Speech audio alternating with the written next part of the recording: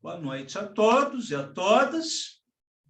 Existe uma família de poetas excêntricos, no sentido etimológico de fora do centro. A poesia desses autores não se alinha facilmente a qualquer estética ou tendência, pelas particularidades de sua escrita. Nem todos eles procuram a invenção de maneira consciente, mas praticam uma arte rigorosa, de refinado acabamento formal, e que, por esse motivo, merecem ser citados em qualquer análise séria da poesia brasileira. Contador Borges, autor de O Reino da Pele, é um deles. Numa primeira leitura de seus livros, podemos considerar que há vestígios do simbolismo e da experiência surreal, na busca da estranheza em paisagens e metáforas insólitas. Porém, a visualidade também está presente na espacialização das linhas e estrofes.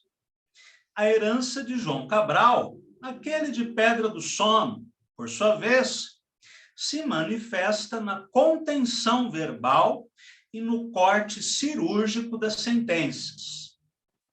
É um poeta raro, voltado ao estudo das sensações, vivências e memórias, transformadas em enigmas verbais. Seu possível antecessor é o Roberto Piva, de Paranoia e Piazzas, autor que começou a ser redescoberto para a nossa história literária há poucos anos, após décadas de silêncio por parte da crítica, que nunca soube o que fazer com autores que transgridem as normas habituais do bem-dizer. É o preço que se paga pelo cultivo da estranheza, em vez da prática de reciclar o lugar comum.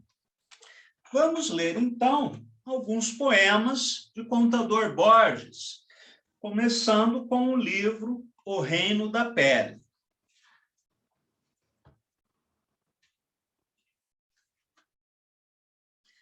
Diáfana guardiã dos poros, porque conhece contornos e cores, quando entumece os olhos da vida. Por isso cintila, e quando a luz chega farta, é como se o tempo fechasse as asas do movimento, para contê-lo dentro da claridade insana, tão soberana que a vista tivesse que cobrir sua nudez infinita. Este é um poema composto por um único verso, dividido em linhas breves, usando a técnica do enjambemã. Fluente letra nos olhos, imita a luz da lareira e ergue a silhueta da sombra, como um corpo ou chama, esvoaçando os cabelos, nos ombros tão negros que me queimam os dedos. E quando apago a lâmpada que lateja, sua alma dança, vespa em lupanares de aranha. Lupanares de aranha é uma metáfora muito interessante.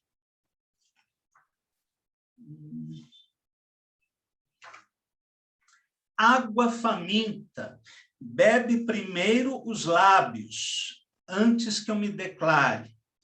A claridade não é meu forte. Invejo, ou antes admiro, mirar prudente.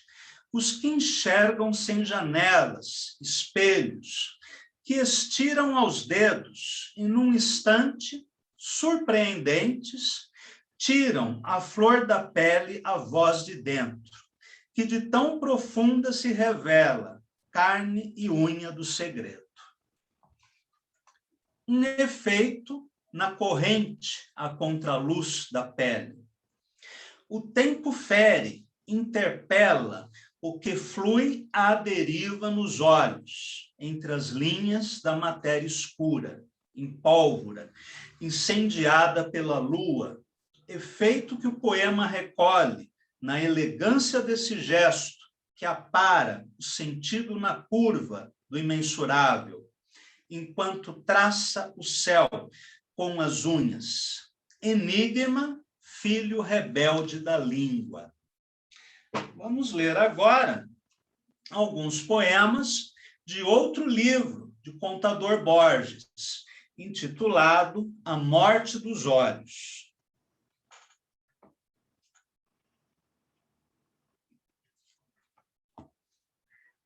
O que flutua entre ramos suspensos, em fios de ouro e amaranto, e o que jamais se revela em júbilo, se unem na loucura do agora, que a matéria recolhe, em sumos, em fusões de vozes anfíbias, ao rés dos olhos fugazes, quando atingem a região incerta de nós mesmos, pequenos, tão pequenos, que já fomos longe no esquecimento, em louvor dos planos latentes desse idioma impreciso, onde o gozo é pleno e o desamparo ausente.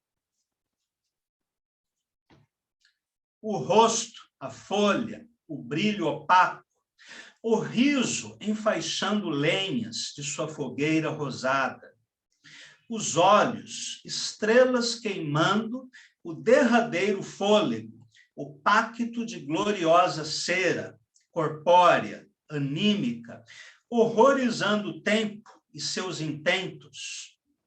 Um tira-gosto da eternidade, um tira-teimas de moléculas que a vida não espera no calor da festa, no melhor do êxtase, quando a carne esponjosa e secreta se rasga, e saltam dentro vermelhos, violetas intermináveis, a voz inteira do crepúsculo, que enfim se mostra causador de tudo, em criminosa espuma, tudo dentro de um mesmo apuro, de um mesmo ensejo, de provocador contido, e alterar o feito da metáfora embalando a fala, em seu cueiro, com a mão mais clara a tirar proveito para redimir o escuro. E se tanto olhar escapa, o rosto, a tela, traz à tona seu mar interno, seus mártires de pálpebras abertas, insones, os lábios em forma de escombros, que soprando as águas se arrastam, como as vozes se arrastam, em centelhas e folhas, como a morte domada a fórceps, e seu tumulto, um maremoto na boca, amarelando os olhos, algas, sonoridades roucas, conchas de vômitos homéricos, intermitentes, palavras dispersas, escassas. Então, este é um pequeno exemplo da poesia de Contador Borges, um poeta que não se parece com nenhum outro de sua geração. Tal a particularidade, né, do seu timbre poético pessoal. Vamos falar agora um pouco sobre Micheline Verunski, que viveu a maior parte do tempo em Arco Verde, nos limites do sertão pernambucano, antes de mudar-se para a capital paulista, cujo primeiro livro se chama, sintomaticamente, Geografia Íntima do Deserto. A poeta enfoca de maneira simbólica os dois desertos, o de fora e o de dentro, o agreste e a solidão, nesse outro deserto do branco da página. Sua escrita tem ecos de Cabral, na secura e precisão semântica, mas com incursões no elemento fabulatório e narrativo, mais evidente em seu segundo título, O Inseto Me Observa. Curioso que eu escrevi isso mais de 10 anos antes de Micheline escrever o seu primeiro romance. E, aliás, os seus primeiros contos eu publiquei, primeiro na revista Junai e depois na revista Etc. A imagética da autora, por sua vez, tem algo de força plástica, visionária e violenta dos expressionistas de língua alemã. É uma poeta que resiste a tentativas de classificação, e nisso reside o vigor de sua poética de pedra e areia. Vamos ler, então, um pouco da poesia de Micheline. 2 livros que eu gosto especialmente são A Geografia Íntima do Deserto e A Cartografia da Noite. Mas vamos ler poemas da Cartografia da Noite. Esse livro foi publicado na coleção Caixa Preta, da editora Lume, uma coleção que eu dirigi durante alguns anos, e que publicou bastante coisa de poesia brasileira contemporânea. Então, vamos ler a Micheline. Uivo, uma dor perdida e latejo num vasto espaço que a cartografia da noite diz ser a região dos silêncios. Uivo, neblina. História.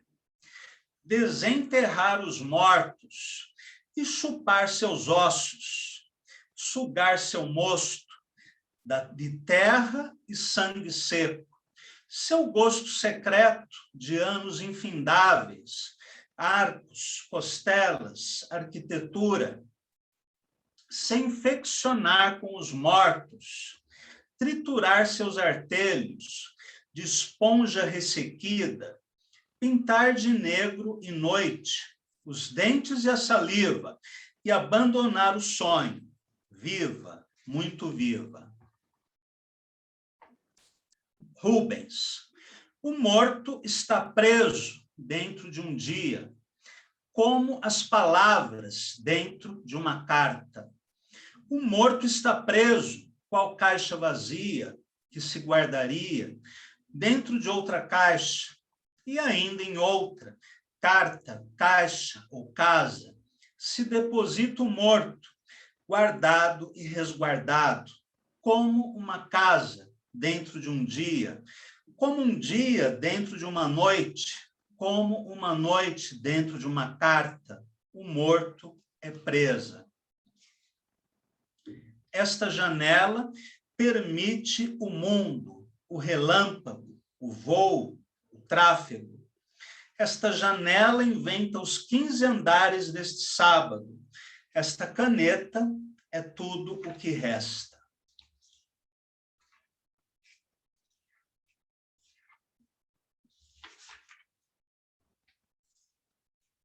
Restam ainda em todo o corpo as marcas do último banquete. Resta acesa a exata claridade dos teus dentes. Muito bem. Agora vamos falar um pouco sobre o nosso amigo Antônio Moura. Reflexão filosófica e densidade semântica estão presentes na obra de Antônio Moura, autor inquieto, sempre em demanda das metamorfoses da linguagem. Seu livro de estreia, 10, mostra um autor interessado em criar imagens fortes, brutalistas, dialogando com a xilogravura, a variação tipográfica, o uso de palavras, sílabas e letras, como se fossem signos plásticos ou mímica verbal. Sua pintura poética atingiu plena realização no livro seguinte, Hong Kong e Outros Poemas, um dos trabalhos mais sólidos da chamada geração 90, desconfiando de suas próprias conquistas e com um olhar voltado à permanente experimentação, Moura trabalhou com outros recursos em Rio Silêncio, seu título mais recente na época em que eu escrevi esse texto. Nesta obra, a pintura cede vez à filosofia e o fragmento ao discurso. São poemas reflexivos, logopaicos, mas sem retórica, falso lirismo ou vocação acadêmica. A comparação possível é com a música do pensamento, da melhor poesia portuguesa, aquela de Herberto Helder, que faz do registro existencial, das íntimas obsessões e do olhar sobre o mundo, motivos para epifania e canto. Vamos ler poemas dos 2 primeiros livros de Antônio Moura, 10 e Hong Kong e outros poemas. Começando com 10.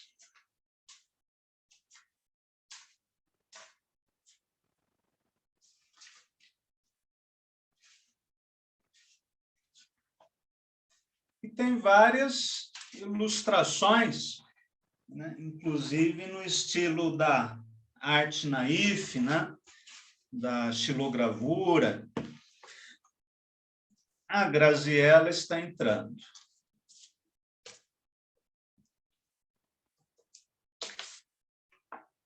Então, vamos ler um poema de Antônio Moura, no livro 10. A urina perde-se no mar, esquecida. O mar e o céu, o mar e o seu eterno rancor contra a carne, sem escudos, crivada de setas.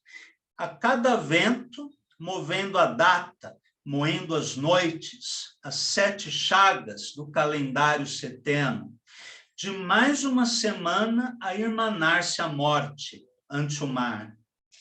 O sempre insone, que agora invocas, para ter como resposta o monstruoso rosnado, multilhões de apa-leões verdejubados, e aí calar, onda ao peito, só suspeitando se algo ou alguém, quem o forja. Aurora. Ó aurora, aflora e evapora, doura e apavora. Vapor envenenado, aroma hereditário, o sangue da serpente lambuzando a terra, fundindo o medo de quem parte mudo para o dia em guerra. Um A em carne viva, na garganta da noite víbora, trocando a pele sobre as brasas, sobre as pedras. Ó, é ela. A hora trombeta, a febre do ouro cobrando, a ruína da obra, cobra que nos destroça e se desdobra em nada.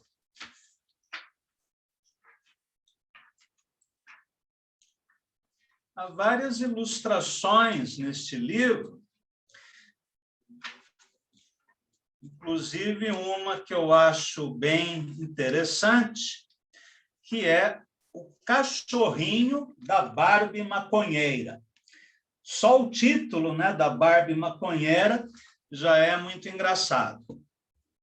O egípcio, imoto, hirto, água em pedra, da empedrada fonte, o tempo duro, dura, cá em pedra, da empedrada dor carnal, imorto, hirto, imortal. Circe, mandraca, mandrágora, sorvo a erva, o ofídio colhar, coroado de veneno entre a folhagem, estrela preta que me espreita entre aberta interroga o rubro-ó escarlate. E vamos ler agora mais alguns poemas do Moura, do livro Hong Kong e Outros Poemas, que é o meu favorito do Moura.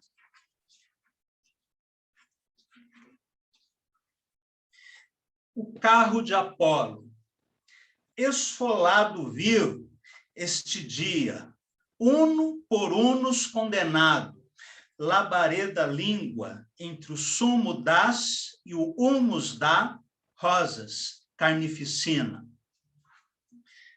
Apartado, para trás está emaranhada a floresta, flor, besta fera, abrindo-se ao hálito da serpente, tenebra, está a horda de calibãs, clareira, aroma de ervas. Sempre nascente na fronte, a fonte de um rio, o diabo aprisionado numa garrafa sobre a relva. Julho, nuvens, nuvens, nuvens. Branca pupila, tambores brancos entrando, velho varão, varando, fogo branco, a noite ostra, cobrindo de fina camada branca a cama da branca, ninfo suicida, ornando flores de gelo, de branco a branca, antessala da morte. Para finalizar, Mocambo, meio-dia, olho-sol esbugalhado, ó osso retorcido em brasa, sob a pele subhumana, este papiro cada. Aqui o uso de uma timese, né? Ele quebra a palavra esticada e coloca a palavra papiro entre as duas partes da palavra. Então, este papiro cada, seca sobre a carne zero, exposta ao céu, miséria pino, corpo, haste, ainda em riste, neste cemitério favela, semilírio. Então, este é um exemplo da poética do Antônio Moura. Vamos ler agora alguma coisa da Adriana Zapparoli. Eu escrevi alguma coisa sobre ela na revista Cult. E esse texto também foi publicado aqui, né, no livro Pensando a Poesia Brasileira.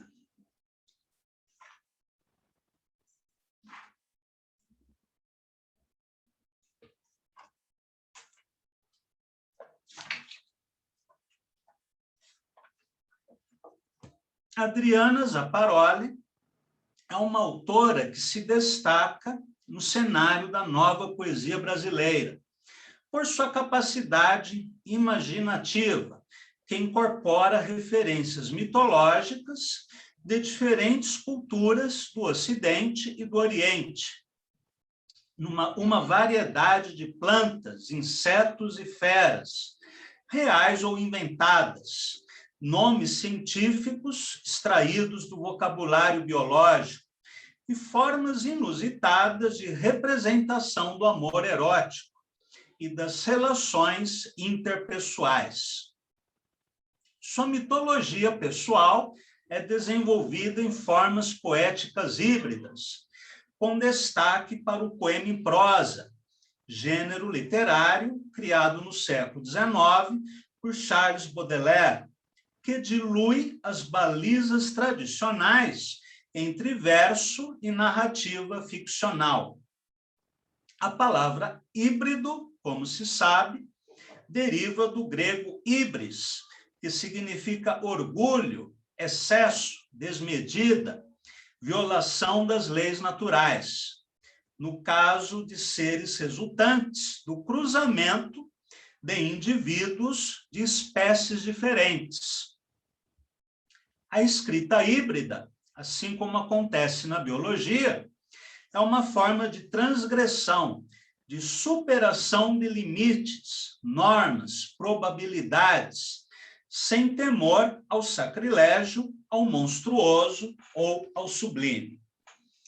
Vamos ler, então, alguma coisa da Adriana, do seu único livro, publicado até agora, que é O Leão de Nemeia. Ela publicou diversas plaquetes de poesia pela Lume Editor, mas apenas um livro até agora. Então, vamos ler. Um dos caminhos era aquele, aquático, respirava distante e diante de sua pelagem espessa, brilhante e uniformemente castanha, com exceção da região do ventre. Dele o corpo, a cabeça e os olhos pequenos, movia-se leme e longa cauda, afilada na porta, quase espada, indecisa a presença dela, enquanto mergulhava submersa em seu interior, o impulso das patas. Dele sentia o movimento sinuoso do corpo. Continha aquela uma lontrafagia poética de peixe anfíbio, reptílica ave, em ética lírica. Seus sistemas de galerias, suas entradas de zonas rochosas, suas entranhas, umas subaquáticas e outras ao nível do solo. Vamos ler mais alguma coisa da Adriana. A andarilha do deserto negro abandonava, algumas vezes, os seus olhos lagartos, ao respirar a essência daquelas sílabas. A gramática monossilábica daquele pensamento escorpião, de palpos compridos, demasiado horrendo e paralisante, demorava-se em sua mente, mergulhada nas águas profundas de pedras marsupiais. Capturava a luz de um escuro oco de proteção. Os seus sonhos prematuros estavam quase liquefeitos. Vagava à noite, quando um soluço escapou de seus lábios de atmosfera e pétalas trituradas. Com suas cascas em equidise, atravessou mais uma porta de fechar atrás de si. E foi então que ele, cheio de coragem, levantou-se, ofídico, asclépio, à margem daquelas águas. A poesia da Adriana é uma das mais estranhas, mais singulares, mais pessoais que eu li até hoje. Ela conseguiu criar uma escrita própria. E apenas mais um poema. Escorpião de olhos tangerina, suprassumo, a cutícula da unha, fúcsia, o peito de veludo, o corpo prossomo, as quelíceras, o estreito caminho curvo, homem escorpião, dorso pontiagudo, suas coxas escravas, apostas. Desenhava o caminho da virilha, as mulheres nuas na parede, a fotografia rubra. Era ela, sabia dançar, beijar de língua. Ele, aracnídeo siluriano de cauda amarela. Após toda essa estranheza, vamos ler uma outra poeta, igualmente singular, que é Andréa Carvalho. Escrevi alguma coisa sobre ela, que eu já vou ler para vocês. Todos os textos críticos que eu estou lendo, né, são deste livro, Pensando a Poesia Brasileira. O Cinema para Ciclopes, de Andréa Carvalho. Andréa Carvalho pesquisa tradições mitológicas, ocidentais e orientais, incorporando em sua poesia, de maneira bastante criativa, ao lado de referências das artes visuais, da música e do cinema. A escrita poética da autora curitibana revela uma sensibilidade e um imaginário que nos fazem pensar em certa poesia simbolista de Santa Catarina e do Paraná, especialmente autores ainda não devidamente incorporados ao cânone, como Hernani Rosas, Dario Veloso e Gilca Machado, mais afeitos à dicção demoníaca de um Rimbaud e à escrita cifrada de um Mallarmé do que a suavidade melódica de Verlaine. A ressonância do inquieto signo luciferino permeia a obra da autora, especialmente em seu livro de estreia, A Cortesã do Infinito Transparente, onde encontramos inusitadas sinestesias, como estas: mineralizar a lágrima, fazer-se rútilo, vibrar além da tua sangria, pelas ervas, pelas especiarias, com a estatura do musgo, dos fermentos, do sedimento. Em outra composição, escrita na forma do poema em prosa, lemos uma quase profissão de fé entre imagens da mais excêntrica teratologia. A teratologia se refere à criação de monstros, ou ao estudo de monstros. Tenho visões com miríades de seres que pulsam do imaginário. Vegetais, minerais e animais caminham pelo sangue, entram pela retina e saem pelas mãos, letras e imagens. Depois que sangram, não se sabe onde está o mineral, o vegetal e o animal.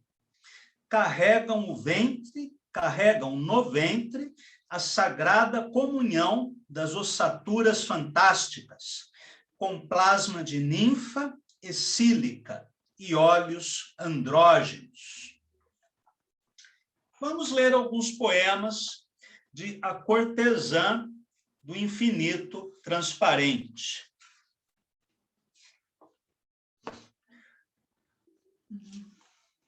Lua cheia, lunares leoninos, estarei sempre viva, cultuo esta solidão que laçam, mais um palco para o sol.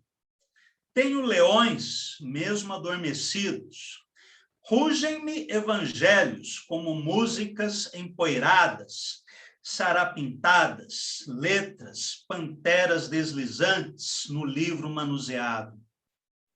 Os leopardos sonâmbulos, passo signo, leituras que nos caçam a dinastia extinta, incansável realeza, indestrutível ronda, estou sempre viva, mesmo adormecida, espreito o que me espreitam, nada me descreve. Antes, eu e tu, e os topázios.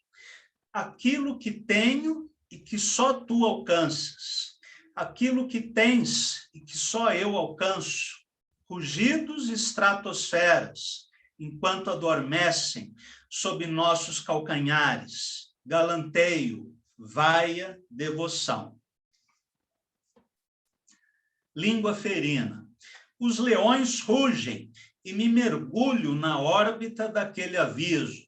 Não entrarás. Rugidos partem meu escafandro e me sufoco no sumo daquela euforia e me debato nos átomos de carbono. Não acidificarás e me respiro entrando. Sou um leão alado no dorso, pelo, cio de archotes, lança-chama, a cabeleira neutra, imersa no voo que me ruge, escrevo uma vírgula insurrecta, pendente da boca do felino. Muito bem. Após essas duas mulheres fantásticas, vamos ler mais uma. É uma poeta também curitibana, chamada Priscila Merizio, que Tem 3 livros publicados, os 3 muito interessantes.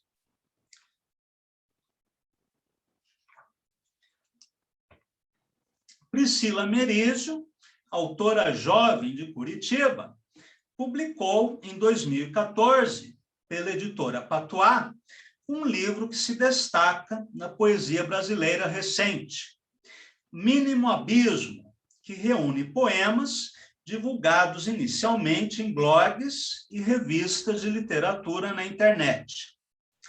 A escrita poética de Priscila situa-se num campo diverso daquele incensado por uma parcela da crítica literária, que valoriza a dicção coloquial ingênua e a temática cotidiana, derivadas de uma releitura redutora do modernismo. A autora curitibana joga os dados mais longe, ampliando o leque de referências temáticas e semânticas. É possível observar em sua poesia traços do expressionismo cruel de um Gottfried Benn. Por exemplo, aqui, debaixo das unhas tenho terra de cemitério. Imagens poéticas à maneira de Lautréamont. Piazzolla é triturado por uma máquina irlandesa de chope. A lógica da metamorfose de Herberto Helder e Roberto Piva, que modifica ou amplia o sentido das palavras. Gárgula gelatinosa, anca amálgama. E o recorte elíptico das narrativas, construídas pela sobreposição de diferentes camadas de texto, numa estética assimétrica, dissonante, excessiva. O lirismo de Priscila Merizio é doloroso, melancólico, sem cair, porém, no sentimentalismo. A autora faz o retrato alegórico de sua própria subjetividade, sem economia de recursos lúdicos e irônicos, recordando, por vezes, a língua ferina da poeta romena Aglaia Veterani. Abre aspas. O pouco de amor ao próximo que me resta gira enlouquecido num liquidificador. Sou feita de ossos funerários. Meu coração, cemitério de elefantes. E ainda, filhos que não tive ou que doei ao circo. Apenas por essas imagens, vocês já podem ter uma ideia, né, do livro da Priscila, O Mínimo Abismo, que é muito interessante. Assim como o último livro dela, O Amor Embebedou as Feras. O título já é muito legal, né? O Amor Embebedou as Feras. Este saiu pela editora Cotter. Bom, nosso tempo está chegando ao fim. Não poderemos ler tudo que eu tinha previsto. Mas há 2 outros poetas que eu gostaria de destacar. Marcelo Ariel, acredito que todos vocês conhecem. Neste livro, Retornaremos das Cinzas para Sonhar com o Silêncio. O Marcelo Ariel publicou toda a sua poesia, escrita até 2014. Mais recentemente, ele lançou uma outra edição chamada Ou o Poema Contínuo. Eu não sei por qual motivo ele utilizou o mesmo título de um livro do Herberto Helder, mas trata-se da poesia completa do Marcelo Ariel, um poeta que eu gosto imensamente e recomendo a vocês que leiam. E uma outra autora que vem se destacando nos últimos tempos, que é a Marcele Andresa Becker, ou Mar Becker, né, que publicou esse livro, A Mulher Submersa. Eu conheço a poesia da Marcelle há uns 15 anos, pelo menos. Eu gosto mais dos poemas mais antigos dela. Este livro publicado, eu acho que não inclui os poemas mais fortes que ela escreveu. De todo modo, é uma poeta interessante, né, que vale a pena vocês acompanharem. Dito isso, nós terminamos, sem terminar, esta brevíssima viagem, né, pela poesia brasileira contemporânea. E na semana que vem, falaremos sobre o tema: como organizar, publicar e divulgar um livro de poemas.